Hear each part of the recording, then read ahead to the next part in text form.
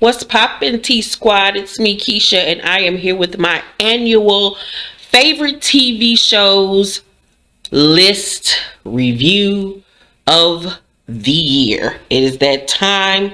I'm elated for you guys to know what were my favorite shows of 2021. Let's not hesitate. Let's get into it. First off, let me see, how many do I have on this list? 1, 2, 3, 4, 5, 6, 7, 8, 9, 10, 11, 12. 12 favorite shows. So at number 12 for me is MTV's Floribama Shore. I know this is probably a shock to some of you, but I love that reality show. And earlier in the year when it came on and they went on a trip, and they stayed somewhere like out in the country area. I forgot where they were.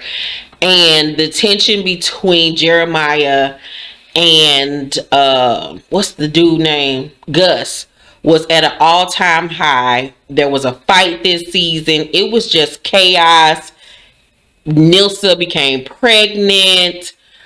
Gus thought he and Nilsa were going to get back together again, and then she hit everybody with the news that she was pregnant. It was just a lot going on in that season, and it was just so good, so juicy. Gus had literally become the villain of the show. He got on my fucking nerves. He still does to this day. He has changed so much from season 1 up until now. But I just overall love the cast of people. I love how these group of kids have come together and formed like this friendship and family. Love Candace. She's by far my favorite on the show. Candace is my favorite. And I also love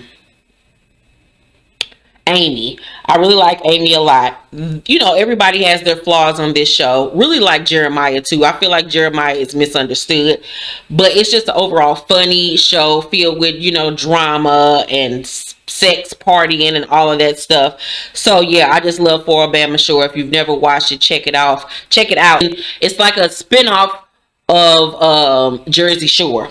Number 11 on my list is BET's The Encore. This was a surprise hit this year. We didn't know it was coming.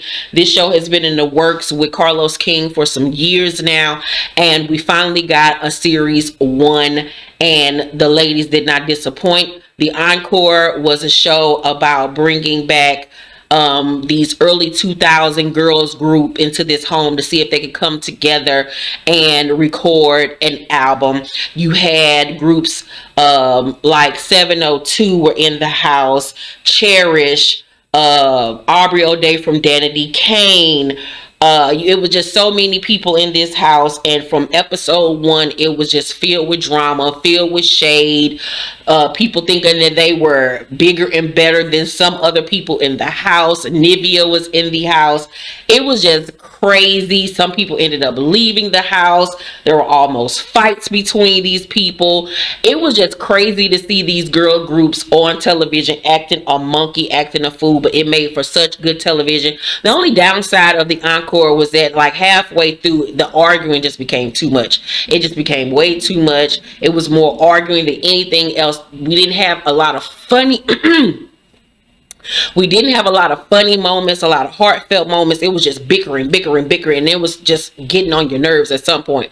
But for the most part of it, season 1 of the Encore was a success. I truly enjoyed it. Some of the reads and the shades were legendary. The way they read Keely from 3LW will forever stay in my mind. When one of the sisters from Cherish Red Keeley ass, baby, honey, child. So if you have not checked out the Encore on BET, make sure you do. I'm pretty sure we'll get a season 2 with probably some of the girls from season 1 and probably a new mixture of new women in the house.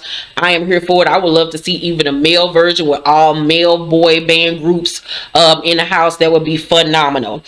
Number 10 on my list is a Netflix original series titled Bling Empire. Bling Empire is about a group of Asians. I believe they're Asians. I hope I'm not misrepresenting them, but a bunch of group of rich ass, and I mean rich. These people make the Real Housewives of Beverly Hills and all of those types of shows look like child's play. These people are rich beyond rich beyond rich.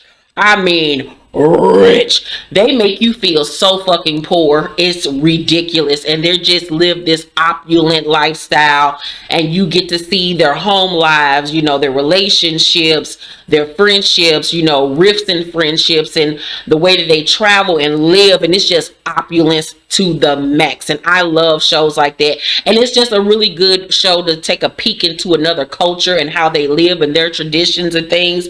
And like I said, if you're a person that loves fashion and traveling and drama and, you know, sex and laughter, Bling Empire is the show for you. I cannot wait for season 2. Season 1 gave me everything that I needed and more. Number 9 on my list is another Netflix series that was a surprise hit towards the end of this year, and that was Squid Games.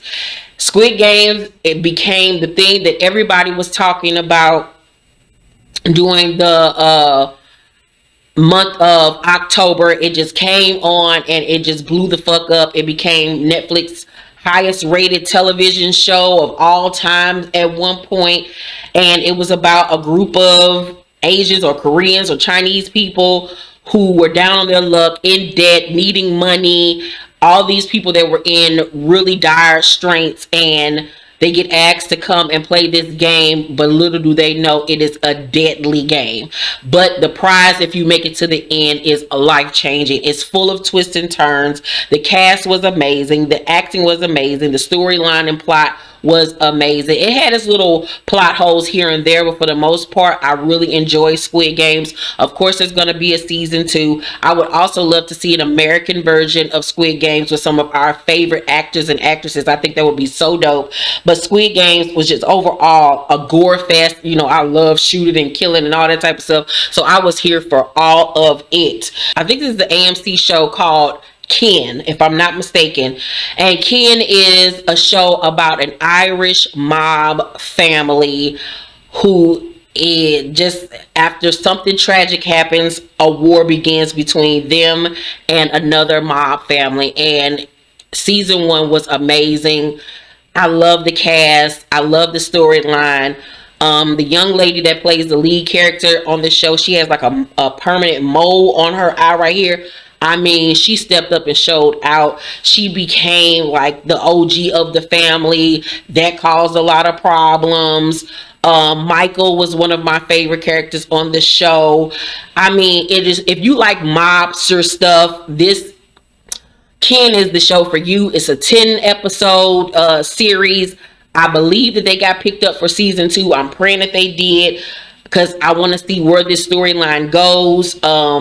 Michael, the character on there, he has a mixed race daughter, so that was very interesting. There's some tension between him and his brother. There's some backstory there. It is just a great show, filled with shooting and killing and intrigue and lies and jealousy and family rifts and all types of stuff. So please check out Ken. It is a phenomenal show. Number 7 on my list is Paramount Plus original series Real World Reunion.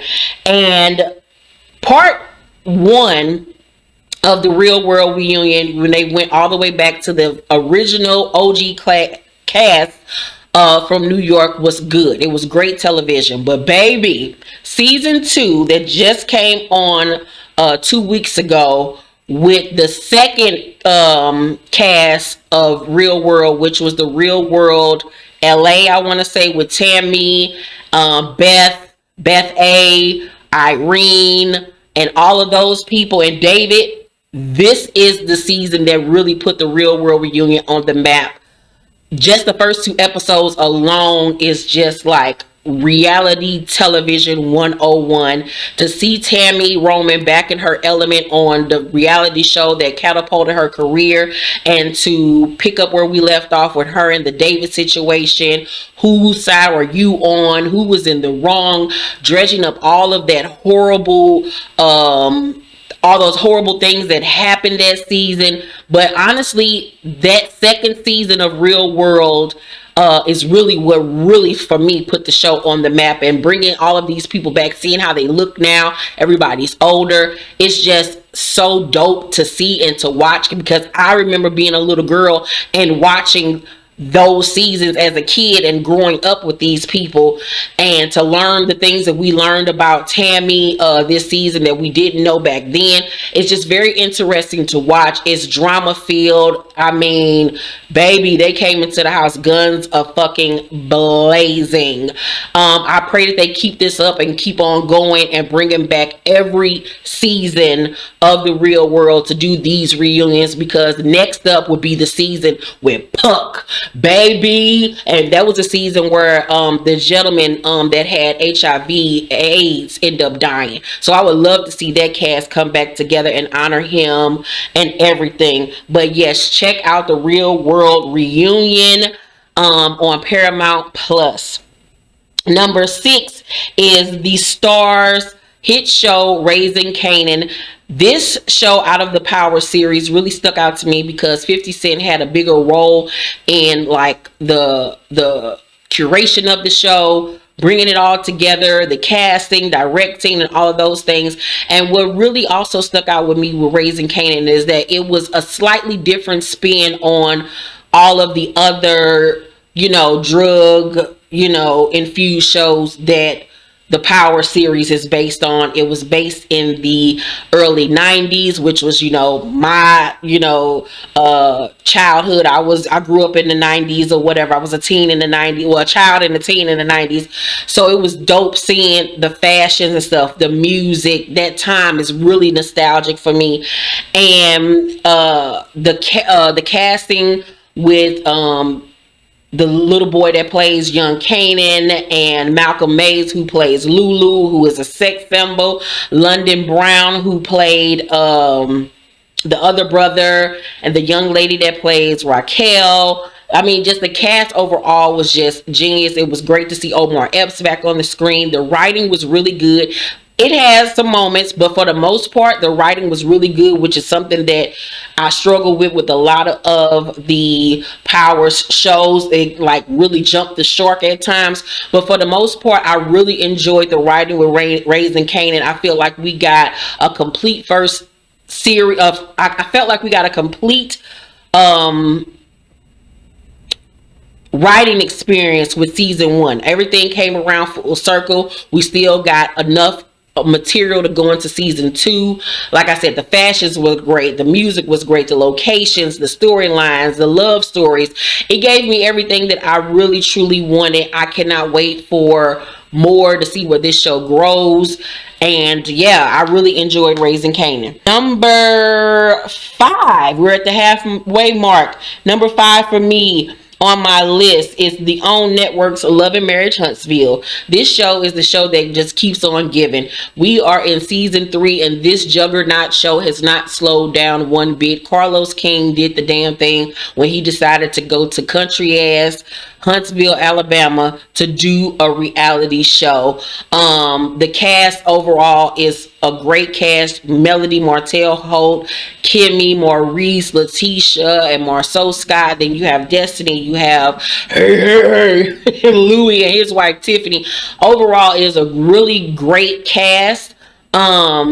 And the storylines and their real life drama is what really made this show, because it is some juicy shit going on this show, child. From infidelity to chauvinistic husbands to meek dummy wives, cheating allegations, the baby mama drama, people having babies out of wedlock with other women, cheating. It's just crazy. The drama between the women, the drama between the men, some of the cringy fashion and hairstyles, meddling mamas. Love and Marriage Huntsville is one of the best reality television shows that has ever existed, and that is saying a lot from somebody that watches everything. So if you've never seen Love and Marriage Huntsville, check it out. Watch all of my reviews. It is a show that I'm telling you, you will love. Also on the list at number 4 is Netflix original series Ginny in Georgia. Ginny in Georgia, it was a show that came on very early in the year and it blew me away. I loved it so much. I told all my friends to watch it. It's about a mother-daughter duo who never stays put. The mother is always on the go because of her childhood, the way that she grew up. She was a teen mom. She has a mixed race daughter and a Caucasian son by somebody else. The reason why they end up where they're at in the beginning of the show is based off something traumatic that happened that unfolds as the season goes along. But I love Ginny in Georgia because the girl that plays the mother on the show, Georgia, beautiful.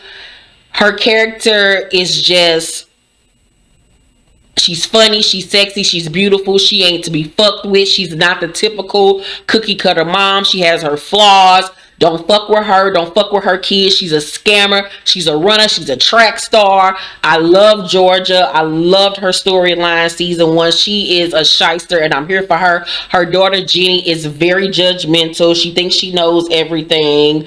But little does she know, but she is more like her mother than she wants to be or thinks that she is. The show is just overall good. You get to see the high school experience, plus you get to see the stuff that's going on with the adults in this show. Very, very good season 1. Cannot wait for season 2. They've already gotten picked up. Please check out Ginny in Georgia. It is wonderful. Number 3 on my list is a FX docu-series called Hip Hop Uncovered. It's from the executive producer Malcolm Spellman and Oscar and Emmy winning production company Lightbox.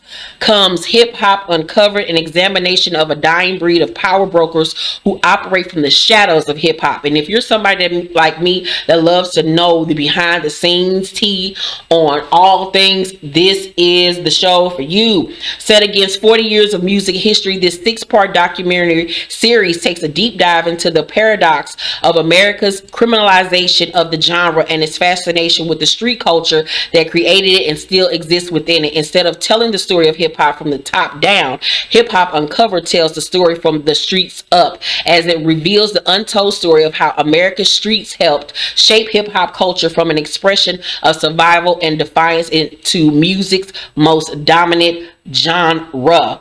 Hip Hop Uncovered is executive produced by Jonathan Chen and Simon Chen from Lightbox, along with Malcolm Spellman, Rashidi Natari Harper, Eugene Big U Henley, Jimmy Jim Bob Chris, Douglas Banker, and BJ Levin, and is co-produced by Stephen Neely. The people behind the scenes that help curate hip hop in the beginning, you have Deb from Loving Hip Hop Atlanta and Growing Up Hip Hop, her brother who was a part of the Supreme team. You get to hear all of these crazy drug stories. You also have on the show Big U, who is a Crip from LA, who played a big part in the LA music scene. You have Christian Mathis from Detroit, also known as Trick, who's a gatekeeper out there. James Anthony, like I said, who goes by the street name Bimmy, who was a part of the Supreme team. And then you have none other than the OG Jacquees Agnet, also known as Haitian Jack. We have heard about Haitian Jack for years in the industry. He played a big part in the hip hop scene, had relationships with Diddy to Tupac on down, Madonna. The stories were crazy. The things that I learned about Deb made me have even more respect for her. Like I said, the 6-part documentary series was phenomenal. I got so much game from the show. It was crazy. Number 2 on my list of favorite shows of 2021 goes to none other than another FX show titled Snowfall. Snowfall stars Damson Idris, and he is just the new young Denzel. Like, he got it and gone with it. This season of Snowfall, we saw Damson Idris character. Season 4 of Snowfall did not disappoint. From episode 1 to episode 2, from episode 1 to episode 10, there wasn't not one sleeper episode. Every episode gave what needed to be giving. I don't want to give anything away in case you have not watched it, but Franklin Saint showed motherfuckers who the fuck he was in season 4. He put his dick on the table. Ain't none of that scared shit no more. It seemed like in season 4, Franklin really morphed into this gangster, and his crew and family members are kind of like retreating from the lifestyle. And it's crazy because they were the ones full-fledged in it the first 3 seasons and trying to really get Franklin on board with just being aggressive and just like cutthroat. And now it has reversed. The show is amazing. Michelle Hyatt, who plays Sissy Saint, Amin Joseph, who plays Jerome Saint, Angela Lewis, who plays Aunt Louie, I love her, Isaiah John, who plays none other than Little Leon. The show is great. Rest in peace to the show creators, John Singleton, who passed away. But I can say that the executive producers and writers really stepped up to the plate to make sure that season 4 was some of the best television I've ever seen. Man, it's so many quotables from this past season. I'm scared to see what's going to happen season 5. They're still filming season 5, I believe. I cannot wait for the beginning of next year for Snowfall to come back on. It's one of my all-time favorite shows. It's one of the best drug-infused shows that has ever been written.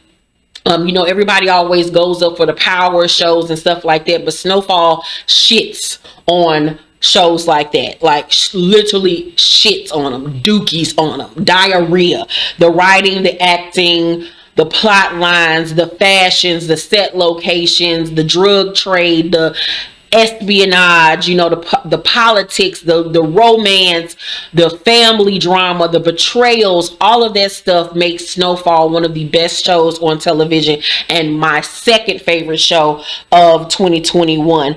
I had a problem really struggling with who was going to be number 1 between Snowfall and my number 1 choice. But after going over everything and really just sitting back and remembering how both shows made me feel, it was a no-brainer that for me, my number 1 favorite show of 2021 would have to be Hulu's original series, The Handmaid's Tale. Now, my bestie Monique had been trying to get me to watch The Handmaid's Tale since season 1, and I was just not here for it. I was like, I do not want to watch no show about no women having babies for other people. And I was like, no, I'm good. And said no. Sharita also was like, you gotta watch. I was like, I'm not watching that shit. I'm not watching it. So eventually she was like, look, please just watch the first 2 episodes. If you don't like it, I'll shut up. So I was like, all right, I'll watch it. So I started watching The Handmaid's Tale early, like a late spring, I want to say. And by episode 3, I was hooked. Episode 3, I was like, oh shit, I'm hooked. I binged watched the first 3 seasons in a week and a half. I did not do anything else but watch The Handmaid's Tale for a week and a half. It was that good, and I was just that drawn in and enthralled by the show. The storylines, the acting, Baby, when I tell you that my Shiro in life is June Osborne, baby, June Osborne is harder than all of you niggas. Like, oh my God. Elizabeth Moss, who plays her character, the faces she be making, she be cracking me up, boy. But June is a motherfucking G. June ain't pussy at all. I was so happy when June really stepped into her cunt. You hate characters like Commander, what is his name? The Commander. You hate his character. You hate his wife, Serena Joy. Aunt Lydia, I can't wait for that bitch to die. Nick Blaine, baby. Oh, fine. Can't wait for, I don't want to get underway in case you ain't never watched it. Here for him. Off Glenn, off Warren, Luke, get on my fucking nerves. Mora, ride or die bitch. Rita, my bitch. The other commander, played by Bradley Whitford, is my bitch. I mean, the show is just phenomenal. Season 4 has so many payoff moments, so many cheerful moments, so many moments of your mouth literally dropping. People were dying, dropping like flies, baby. The war is full on. Like I said, like, oh, season 5 is gonna be crazy. Crazy. Fucking crazy. I heard that there's gonna be a spinoff to The Handmaid's Tale. I am here for it. I do not want to see this series end. The writing is so fantastic. The acting is immaculate. The love story, like I said, is so good. I don't know where they filmed this shit at, but the scenery and everything, the camera work is visually stunning. It is just an overall immaculate show. I love Handmaid's Tale. I'm mad that I didn't listen and get on the bandwagon in the beginning, but I'm here now and I'm here for the show. So thank you to Monique and Sharita for putting me on to greatness. So that is my list of favorite shows of 2021. I also will have my favorite movies of 2021 video coming out. This year there will be no books or music video because I didn't even get a chance to read really this year. I think I read in full maybe about 3 or 4 novels, so I couldn't do a full list this year. I was just too busy with everything going on in my life, and music wise I just didn't have enough to put together a list. But yeah, those were my favorite shows. Let me know if any of these are your favorite shows. Let me know about any shows you guys think that I should check out. Thank you guys for watching this video. Make sure to thumbs up this video, like and subscribe, and hit that notification bell button. I love you guys, and I will see you on the next video. Bye.